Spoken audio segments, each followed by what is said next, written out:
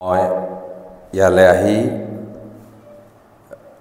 আহ্লাদিত হৈছোঁ এইকাৰণে যে এই অঞ্চলৰে যিসকল শিক্ষক নমস্কাৰ আপোনালোকে চাবলৈ আৰম্ভ কৰিছে মিডিল অসম আৰু মই জাকাৰিয়া নিশ্চয় আপোনালোকে আমাৰ দুইফালে দেখিবলৈ পাইছে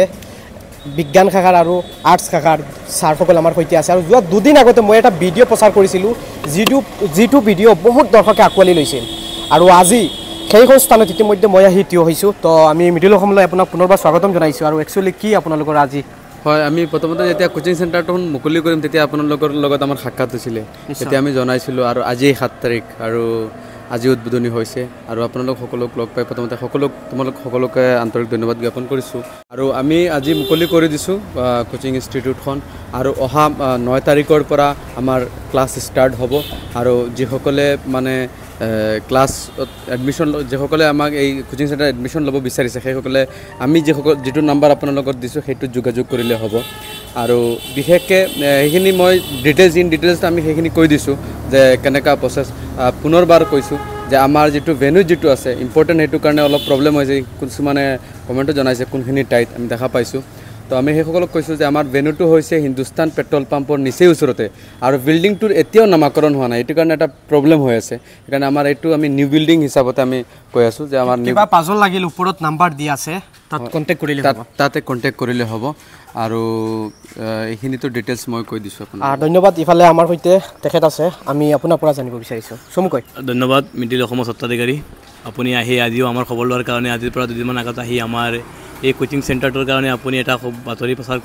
কৰিছিলে তাৰ কাৰণে আপোনাক ধন্যবাদ জনাইছোঁ আচলতে আজি আমি আনুষ্ঠানিকভাৱে উদ্বোধন কৰিছোঁ অহা 9 তাৰিখৰ পৰা আমাৰ ক্লাছ আৰম্ভ হ'ব ইতিমধ্যে ছাৰে কৈ দিছে আমাৰ এড্ৰেছটোৰ কথা এড্ৰেছটো আচলতে আমি যদি ডবকা যদি পুৰণা দলংৰে যাবলৈ বিচাৰোঁ আমি গণিপুৰৰ পৰা বা নীলবাগানৰ পৰা আহোঁতে তেতিয়াহ'লে হাতৰ সোঁফালে নতুনকৈ এখন বিল্ডিং উঠি আছে সেই বিল্ডিঙতে আমি আৰম্ভণি কৰিছোঁ বা ওচৰে পাঁজৰে বাঁহ বেতৰ দোকান আছে ইয়াৰ আগতে সৰু এখন মছজিদো আছে তাৰ অলপ আগত গৈ এটা পেট্ৰল পাম্প আছে পিছত পুৰণা দলংখন আছে আৰু আমাৰ সময়টো হ'ব আবেলি 5 বজাৰ পৰা ৰাতি 10 বজালৈকে ইয়াৰ উপৰিও যদি কোনোবাই এখন দুখনত কৰিব বিচাৰে তেতিয়াহ'লে আমি সেইটোৰ সুব্যৱস্থা ৰাখিছোঁ এইখিনি ধন্যবাদ জ্ঞাপন কৰিছোঁ মোৰ সৈতে আন এজন ছাৰ আছে তেখেতৰ পৰা আমি জানিব বিচাৰিছোঁ ধন্যবাদ জনাইছোঁ আপোনালোকে গম পাইছে যে ডবকাত আচলতে টিউশ্যনৰ অভাৱ ফিল কৰে স্পেচিয়েলি ইংলিছ মেথছ ছায়েন্স এই তিনিটা ছাবজেক্টত বিৰাট অভাৱ অনুভৱ কৰি আছে আৰু এই ক্ষেত্ৰত এই যিটো বস্তু এই অভাৱ দূৰ কৰাৰ কাৰণে শ্বাহ আব্দুল আজিজ ছাৰে লাৰ্ণিং লেব কোচিং ইনষ্টিটিউট নামেৰে যিখন চেণ্টাৰ খুলিছে ইয়াৰ পৰা বহু পৰিমাণে লাঘৱ হ'ব বুলি মই আশা কৰি আছোঁ আৰু ইয়াৰ পৰা এইটো আশ্বাস দিব পাৰোঁ যে কোৱালিটি এডুকেশ্যন প্ৰভাইড কৰা হ'ব ল'ৰা ছোৱালীসকলো লাভান্বিত হ'ব আৰু ইয়াৰ পৰা কিবা নহয় কিবা হ'লে শিকি যাব পাৰিব আৰু এই কোচিং চেণ্টাৰটো বিশেষকৈ ছায়েন্সৰ বাবে তেখেতসকলে science as well as English not only even science so' English is available there teachers are available there আৰু ইংলিছৰো টিউশ্যনৰ ব্যৱস্থা আছে ল'ৰা ছোৱালীসকলে যদি বিচাৰে যে সন্ধিয়াৰ পিছৰ যদি অসুবিধা ফিল কৰে যে 6 বজাৰ পৰা ৰাতি 10 বজালৈকে থাকিব নিবিচাৰে কোনো প্ৰব্লেম নাই আবেলি সময়ছোৱাতেই আমি পাৰ্চনেলি টিউশ্যনৰ ব্যৱস্থা আছে আমাৰ ইয়াত টিউশ্যন কৰিব পাৰিব even if students feel need of spoken English it will be given also' here spoken ইংলিছৰো যদি অভাৱ অনুভৱ কৰে বা স্প'কেন ইংলিছৰ যদি দৰকাৰ অনুভৱ কৰে so' it will be given also' here যিহেতু এই ভিডিঅ'টো বহুত অভিভাৱকসকলে চাব আমি পুনৰবাৰ জনাই আছোঁ যদি আমাৰ মিডিল অসমৰ কোনোবা অভিভাৱকসকলে দিব বিচাৰে এইসকলৰ বাবে বিশেষকৈ কিবা অফাৰ থাকিব নেকি মই সেইদিনাখন কৈছিলোঁ আৰু অফাৰ মানে হৈছে কি এইটোত এটা বিশেষ এটা আমি চাওক আমি শিক্ষকসকল আমি সমাজৰ কাৰণে আমি কাম কৰি গৈ আছোঁ আৰু যিসকলে একচুৱেলি বেয়াৰ কৰিব নোৱাৰে বিশেষ ছাত্ৰ ছাত্ৰী যিসকল আৰ্থিকভাৱে দুৰ্বল আৰু মেধাৱী ছাত্ৰ সেই ছাত্ৰ ছাত্ৰীসকলক আমি বিশেষভাৱে কনচিডাৰ কৰিম লাৰ্ণিং লেব কোচিং ইনষ্টিটিউটে মূলতে আমি বিচাৰিছোঁ যে ডবকাত এটা শিক্ষাৰ এটা জাগৰণ হওক আমি শুনা পাওঁ নীলবাগানত শিক্ষাৰ ৰেভলিউশ্যন আমি বিচাৰিছোঁ ডবকাৰ পৰা আমাৰ মানে ইয়াৰ পৰা ডক্টৰ ইঞ্জিনিয়াৰ হোৱাটো এটা শিক্ষাৰ এটা ৰেভলিউশ্যন ইয়াৰ পৰা আমাৰ হওক আৰু আমাৰ এই কোচিং চেণ্টাৰটোৱে বিশেষ অৰিহণা যোগাব ধন্যবাদ জ্ঞাপন কৰিছোঁ আৰু এয়া চাই থাকক ডক্টৰ হাছিনুল চুলতান ছাৰৰ কিছু আমাৰ হাতত মন্তব্য আছে কোনে ক'ৰ পৰা চাই আছে সেয়াও কমেণ্ট ছেকশ্যনত মতামত জনাবলৈ নাপাহৰিব এই ইনষ্টিটিউটৰ মুখ্য উদ্যোক্তা শ্বাহ আজিজ খান আমাৰ মাজত উপস্থিত আমাৰ এই ছাত্ৰ বন্ধু এতিয়া শিক্ষক আব্দুল মালিক সমন্বিতে আন আন শিক্ষকসকল, সাংবাদিক বন্ধুসকল, বিশিষ্ট অতিথিসকল, মই ইয়ালৈ আহি আহ্লাদিত হৈছোঁ এইকাৰণে যে এই অঞ্চলৰে যিসকল শিক্ষক ইতিমধ্যে আমাৰ মনত এটা সাজ বহুৱাবলৈ সক্ষম হৈছে, তেওঁলোকৰ উৎসৰ্গিত সেৱাৰে তেওঁলোকক মই ইয়াত পাইছোঁ আৰু মই গৌৰৱ অনুভৱ কৰিছোঁ যে তেওঁলোকৰ সৰহ সংখ্যকে আমাৰ এই ছাত্ৰ, তেওঁলোকে এটা সহজ উদ্দেশ্য লৈ এটা কোচিং ইনষ্টিটিউট ইয়াত তেওঁলোকে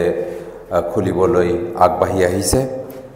বিশেষকৈ এই অঞ্চলৰ ছাত্ৰ ছাত্ৰীসকলৰ যি এটা বিশেষ সমস্যা পঢ়া শুনাৰ ক্ষেত্ৰত, অংকৰ ক্ষেত্ৰত সুশিক্ষকৰ যিটো অভাৱ, সেই অভাৱটোক তেওঁলোকে পূৰণ কৰিবলৈ আগবাঢ়ি আহিছে। মই নিজেও এজন শিক্ষক হোৱাৰ উপৰিও এজন অভিভাৱক হিচাপে মই অঞ্চলত প্ৰায় ভাল মেথামেটিক্সৰ শিক্ষকৰ অভাৱ অনুভৱ কৰোঁ। লগতে বিজ্ঞানৰ শিক্ষকৰো অভাৱ মই অনুভৱ কৰোঁ।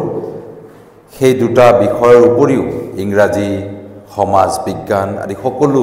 বিষয়তে তেওঁলোকে বচা শিক্ষক লৈ পেলাই এই অঞ্চলৰ ছাত্ৰ ছাত্ৰীসকলক কেনেকৈ তেওঁলোকে গাইড কৰি এনেকৈ আগুৱাই নিব পাৰে যে তেওঁলোকে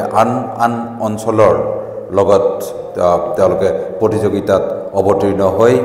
সফলতা কঢ়িয়াই আনিব পাৰে, তাৰে যি তেওঁলোকে এটা উদ্যোগ লৈছে, সেই উদ্যোগক মই শলাগিছোঁ, প্ৰশংসা কৰিছোঁ। শিক্ষাই হৈছে সমাজ পৰিৱৰ্তনৰ মূল সঁচাৰ কাঠি। সমাজ এখনলৈ যিমান পৰিৱৰ্তনৰ ঢল বৈ আহে, শিক্ষাৰ যোগেদি আহে। আৰু এখন সমাজ কিমান আগবঢ়া আমি সেইটো মূলতঃ গম পাওঁ আৰু সেইটোৰ উমানটো পাওঁ। সেই অঞ্চলৰ মানুহ দুনু শিক্ষাৰ ক্ষেত্ৰত কিমান আগবঢ়া তাৰ পৰাই আমি তাৰ উমান পাওঁ। মোৰ এজন ভাগিনে এবাৰ এনে গৈ থাকোঁতে মোক কৈছিলে, মামা আপুনি এটা কথা জানেনে? মই বোলো কি? কৈছে, য'ত গৈ চাব ৰাস্তাটো অলপ বেছি বেয়া, তাত আপুনি গম পাব শিক্ষিত মানুহ কম। য'ত গৈ চাব ৰাস্তাটো ভাল, যিডোখৰ ৰাস্তা ভাল সেইডোখৰত চাব শিক্ষিত মানুহ বেছি আছে। বুজি পাইছেনে? কৈছোঁ আৰু এটা সাধাৰণ কথা, মানে এতিয়া গুৱাহাটীখন আগবঢ়া, কেলৈ আগবঢ়া? এই 1901 চনতে কটন কলেজ স্থাপিত হৈছিল, নহয় জানো? সেই 48 চনত গুৱাহাটী বিশ্ববিদ্যালয় স্থাপন হৈছিল। তেনেকৈ আমি যদি কওঁ কলিকতা আগবঢ়া, আমি যদি কওঁ ঢাকা আগবঢ়া, দিল্লী আগবঢ়া, এই যে অগ্ৰগতি, এই অগ্ৰগতিৰ মূলতে আছে শিক্ষা। গতিকে এই শিক্ষা দীক্ষাৰ ক্ষেত্ৰত আমি আগুৱাই যাব লাগিব আৰু আগুৱাই কেনেকৈ যাম? সকলোকে লৈ আগুৱাই যাব লাগিব।